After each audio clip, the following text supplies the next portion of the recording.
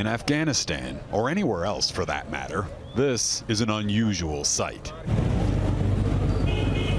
Men wearing burqas, marching through the streets of Kabul, part of a protest back in 2015 calling for equal rights for Afghan women.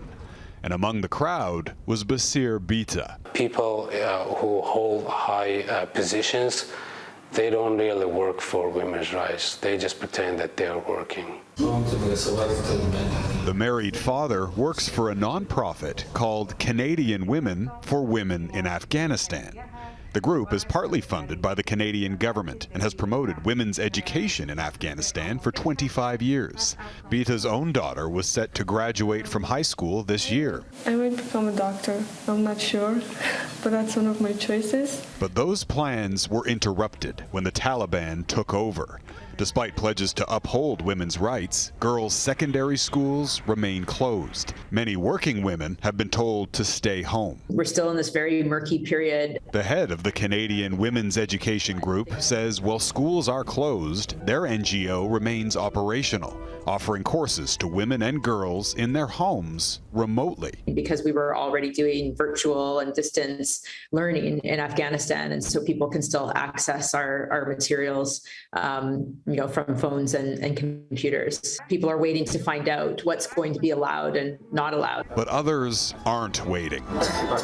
This family, part of Afghanistan's persecuted Hazara minority, fled to Pakistan. Mohammed Ishaq saw the Taliban coming and dragging Hazara girls from their homes. He told his daughters to escape out the back door.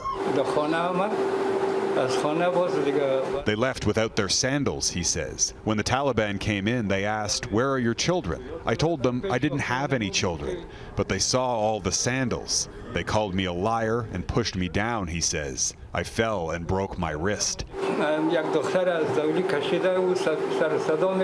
They're now living in this UN-funded safe house with 7 other families. The Taliban declared they will take Hazara girls as their jihadi brides, she says. We fled the country so our children can have a brighter future. After several failed attempts, Bita's family also managed to escape to Islamabad. His daughter, Mahia, just heard her friends, some as young as 13, are now getting married off. It's weird. My friend who's younger than me, she's getting engaged, and I don't know. I think that's how it's going to be after this. She misses her friends, but wants to continue her education, finishing high school and starting university. The family has just been approved to come to Canada. I got lucky, and I don't know what would I've done if we stayed. The Taliban says the girls' schools are closed temporarily as it works to reform the curriculum. Though that's exactly what the group said when it took power the first time in 1996, and the schools never reopened. Farah?